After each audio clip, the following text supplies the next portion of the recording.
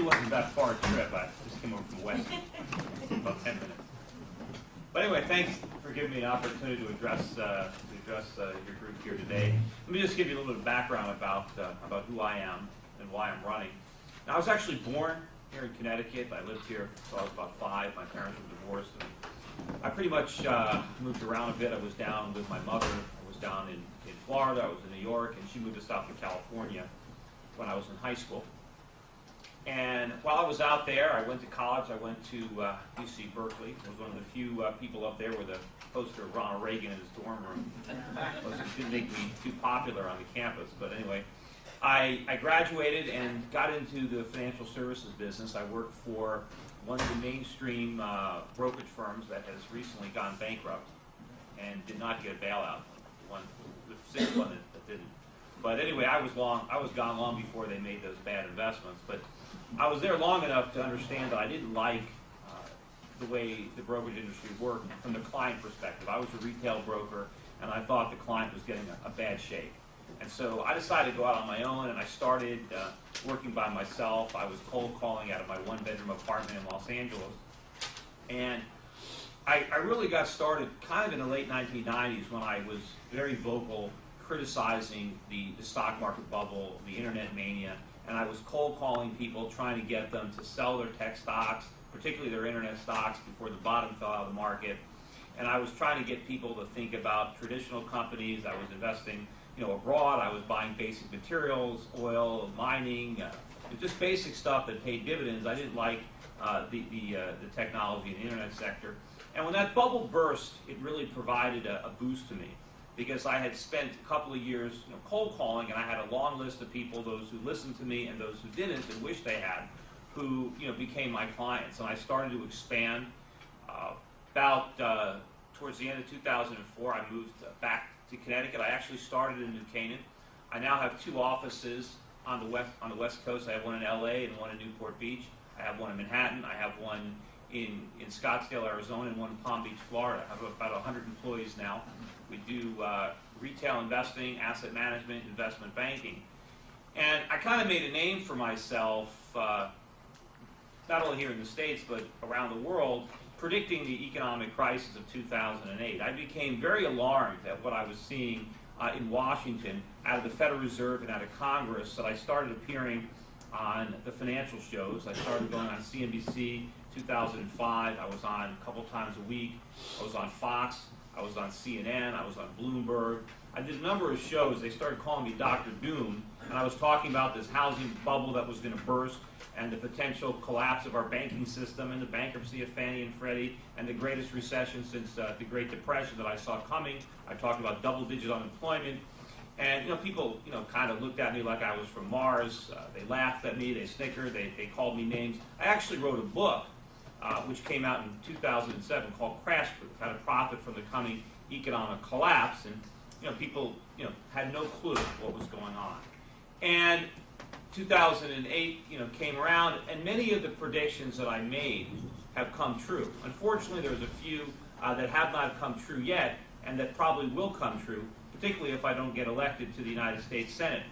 But my understanding of economics is what shaped my investment strategy over the years. It caused me to invest abroad. It caused me to buy commodities and gold and other things to protect the wealth of my clients from the destructive policies coming out of Washington, both from Congress and from the Federal Reserve. But at this point in my life, rather than just trying to figure out how to profit from all the foolish things that they're doing in Washington, I think it would be better if I can actually go there and put a stop to it. And if we can reverse those policies, if we can make the United States a place where I want to invest, where capital is going to come instead of chasing it out of the country, then maybe we can reverse this trend. Right now you've got President Obama. He's got all his advisors that he's bringing to Washington to try to create jobs, try to figure out how we can get jobs going. Well, the biggest problem is that they're destroying all the jobs. Washington is the reason that unemployment is 10%. It's actually 17.5% if you count all the people who are discouraged and the people who are working part-time who want to work full-time. But jobs don't come from government. And anybody who's running for office, particularly Republicans, who are promising to go to Congress and create jobs, they don't know what they're talking about. They don't know where jobs come from. Jobs come from the private sector. Jobs come from small businessmen like myself. But jobs come from two things. They come from profits and they come from capital. If there aren't any profits to be made, then nobody's going to hire anybody. And if you want to hire somebody, you need capital. You have to give your employees tools. So without capital and without profits, there's no jobs. And unfortunately, everything that Washington is doing is destroying capital. They're taxing it away. They're regulating it away. They've made our economy uncompetitive. And as a result, we're never going to grow. All we can do is go from one crisis to another.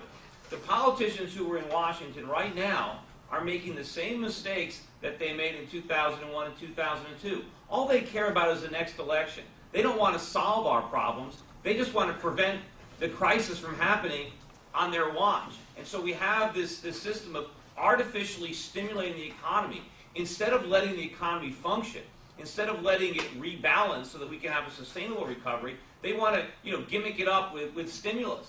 And what our politicians don't understand is the stimulus is the problem. When you hear Barack Obama bragging about how we're stimulating the economy, all they're doing is pouring gasoline on a fire. It's the equivalent of, giving alcohol to a drunk and hoping that you're going to sober him up. It's not going to work. The only way we're going to get out of this mess that politicians have placed us in is if we produce more and save more. But we can't do that. We can't invest, produce, and save if the politicians are trying to encourage us to spend. Look at all the debt that we've accumulated in the past year. Trillions and trillions of additional dollars in debt. How are we better off? We're in a deeper hole than we were before. And all we've done is lay the foundation for a greater economic crisis that's coming. It's coming in the next few years. And I'm as sure about that as I was about the predictions I made about the crisis that we think we've just solved. All we've done is we've created trillions of dollars.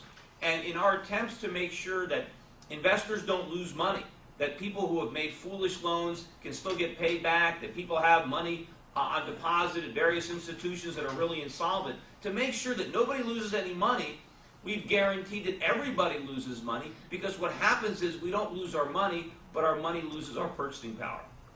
And if we don't change course soon, we are staring at a currency crisis where the value of the dollar is going to plunge. And when it does, it's going to impact every single American, not just people who have savings or have investments in dollars, but every working class American who collects a paycheck in dollars.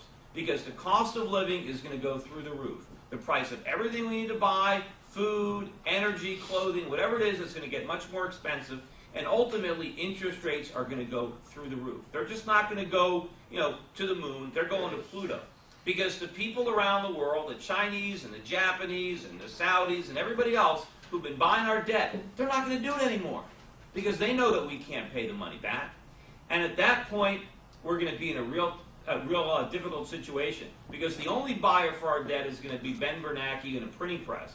And if we take that route, if we take one more round of government stimulus to solve this problem, we're going to destroy our currency. And that's an economic crisis that none of us want to live through. So, in short, I want to go to Washington to put a stop to these reckless policies, to get government to understand that they're not the solution to our problems, they're the source of our problems. That capitalism is a very dynamic system that works.